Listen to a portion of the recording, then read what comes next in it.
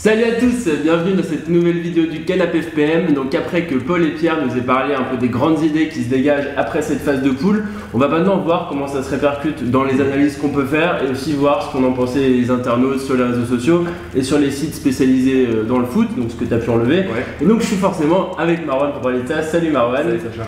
Donc voilà, une séquence dont on va d'abord parler de Ronaldo. Donc je pense, comme vous l'avez vu dans l'autre vidéo, Ronaldo, ce genre de joueur, voilà, les profils un peu à la Ibra, comme on les a appelés, c'est-à-dire des joueurs avec un gros caractère qui veulent vraiment faire la différence, parfois un peu trop individuel, mais c'est aussi ça qui leur fait faire des grosses performances, comme hier soir. Et donc voilà, on a voulu voir un peu comment Ronaldo, donc après voilà, c'est un vraiment très bon match d'hier soir qui a mené le Portugal dans son match nul face à la Hongrie. On a voulu voir comment ça se répercutait par rapport aux notes, et puis on a aussi voulu voir ce qui était relevé sur internet, et puis on peut voir que son cas fait encore un peu polémique à Ronaldo. Il y en a encore qui sont pas forcément tout à fait satisfaits de sa performance. On peut notamment penser aux commentaires de Morocco Alex qui nous dit: le match de Ronaldo est très paradoxal, car même s'il met 2 buts et une passe décisive, son équipe n'a pas gagné et on a l'impression qu'il pourrait faire tellement mieux s'il arrêtait de ne penser qu'à lui. Ouais. Son acharnement sur coup franc était ridicule. Ouais, c'est vrai qu'il a du mal à convaincre à 100%, il aura toujours du mal à le faire, je pense. Mais on a quand même beaucoup d'utilisateurs qui saluent le fait qu'il a été un sauveur et qu'il a fait preuve d'une force mentale incroyable. Notamment Tendre38 qui dit que CR7 sauve le Portugal de l'élimination avec 2 superbes buts et une super passe décisive. On a aussi Algiers qui nous dit je ne souscris toujours pas à la violence des critiques faites à l'encontre de Cristiano Ronaldo. Il dit qu'il finit ce soir avec 2 buts, dont un magnifique et une passe de grand talent, mais il y en a encore pour nous dire que c'est insuffisant. Et il dit en plus qu'il n'a pas trouvé qu'il phagocytait le jeu, à part sur la fin quand il a voulu être le sauveur de la patrie sur 2-3 frappes peu judicieuses. Mais on a quand même la paillade 91 qui souligne cette force mentale. Il dit quand je me remémore n'importe quelle star du foot, c'est toujours possible de trouver un match dans sa carrière où le mec a renoncé dans sa tête. Cristiano, non, je ne l'adorerai jamais, mais ce qu'il a fait aujourd'hui pour moi c'était extraordinaire.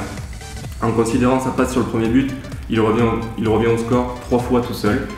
Donc je ne me souviens pas d'un tel exemple, il nous dit, donc voilà, quand même une force mentale incroyable qui a plu aux internautes. Oui, c'est vrai que c'est quand même assez hallucinant de voir que ce joueur, même, il a été quand même beaucoup décrié par rapport à ces 2 premiers matchs, et on voit qu'il veut tout le temps, malgré ses critiques, se défoncer pour son équipe. Et c'est vrai qu'hier, quand on a vu le début du match, on s'est dit ça va encore être un match où Ronaldo va passer à côté.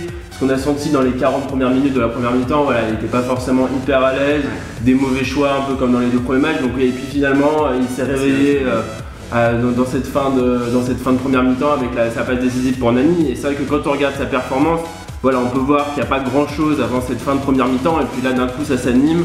Et puis voilà, en deuxième mi-temps, il y a aussi ces 2 buts magnifiques, où notamment sa Madjer, on sent vraiment qu'il était énormément en confiance. Ouais.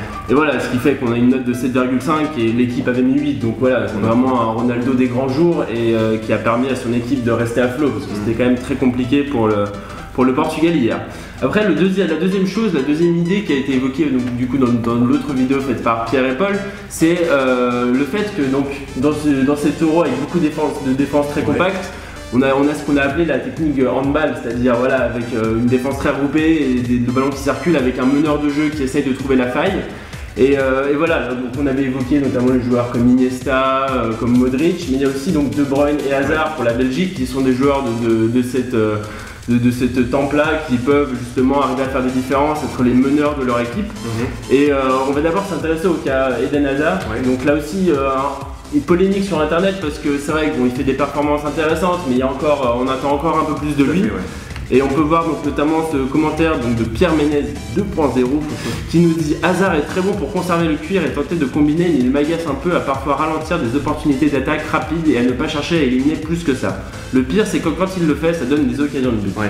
Donc ouais, c'est vrai que Hazard, il suscite un peu la controverse. Tout le monde reconnaît qu'il a du talent, qu'il parvient à faire des différences, mais il trouve aussi qu'il peut encore faire mieux. On a aussi Gunther Mickey qui nous dit que Hazard était très bon en première mi-temps, même s'il tricote juste 1000 fois trop et ne sait pas souvent faire le geste juste en fin d'action. Quand il doit shooter, il a beaucoup trop tendance à faire une passe au lieu de tenter sa chance. On a aussi Je vous aime qui nous dit que Hazard, bien que virevoltant, est très bon en première mi-temps et en fin de match, va devoir arrêter de cesser d'exister pendant une bonne demi-heure à chaque match. Donc voilà, on attend mieux encore de Hazard. Oui, voilà, c'est vrai qu'il a fait une performance intéressante, mais quand on regarde aussi, encore une fois, ses performances, on voit début de première mi-temps, quelques phases d'animation intéressantes, mais après il y a quand même un vide jusqu'à la fin de match, où là, on arrive à la première séquence à la 83e minute, donc la passe décisive pour Nainggolan et son bon débordement sur l'aile gauche. Mais voilà, donc un Hazard qui pourrait être plus régulier au fil du match et qui a quand même certaines fulgurances qui permettent hier à son équipe de s'en sortir. Et donc ça a été le leader technique de cette équipe, mais seulement à quelques périodes en fait, parce que le vrai leader technique c'est quand même Kevin De Bruyne qui hier nous a encore livré une prestation très correcte et même plus que correcte face à la Suède. Et là encore, donc c'est encore un style de joueur qui est vraiment ce meneur d'équipe et qui peut percer les défenses. Et donc voilà, donc hier De Bruyne, on a une même note que l'équipe, une bonne note de 7 qui montre un match vraiment intéressant. Mais il continue quand même à susciter aussi un peu de débat, parce que c'est-à-dire que voilà, il y a forcément des bonnes phases, mais il y a quelques commentaires négatifs qu'on a pu trouver. Je peux notamment vous citer le commentaire donc, de Gunther Mickey qui nous dit Kevin De Bruyne a fait de très bons centres, mais a pêché énormément sur des passes faciles en reconversion, et c'est extrêmement ralent à voir. Ouais, c'est vrai que De Bruyne, les internautes l'ont trouvé plutôt bon, mais ils estiment encore qu'il y a quelques points à changer. On a aussi encore Pierre Ménès 2.0 qui nous dit que De Bruyne a fait quelques très belles actions qui aurait pu aller au bout, notamment ses tentatives de centre pour Lukaku, et c'est encore lui qui lance Romelu Lukaku sur son face-à-face. Donc dans le jeu, je trouve qu'il était judicieux et plutôt précis dans ses choix. Oui, et puis encore une fois, voilà, si on s'intéresse un peu à ce qu'on a pu relever pour Kevin De Bruyne, on voit beaucoup de verts partout, notamment animation conclusion très présent tout au long du match, à la différence d'Hazard. Et voilà, il y a aussi, on sent qu'il est vraiment partout, il y a même les sauvetages sur la ligne, je sais pas si tu te souviens, mais voilà, là encore, on sent qu'il est vraiment présent. Puis voilà, en animation, beaucoup de séquences d'animation, beaucoup de centres qui trouvent des partenaires dans la surface. Donc voilà, le vrai leader technique de cette équipe et qui va vraiment être un atout considérable pour la Belgique dans cet Euro. Donc voilà, on est impatient de voir les matchs des huitièmes de finale. Ça va être très intéressant, notamment le Italie-Espagne qui est quand même une grosse affiche. Donc on va voir si des joueurs, comme on l'a dit, comme Iniesta, comme Silva vont pouvoir arriver à faire cette différence et avoir à défaut la défense italienne qui est quand même assez impressionnante. Donc voilà, ça va être vraiment l'enjeu de ces huitièmes avec beaucoup de matchs intéressants. Donc voilà, je vous invite à revenir sur notre chaîne, on va débriefer ces matchs et on pourra aussi vivre les commentaires des internautes. Donc voilà, d'ailleurs on remercie les internautes pour leurs commentaires et leurs avis sur ces différents joueurs.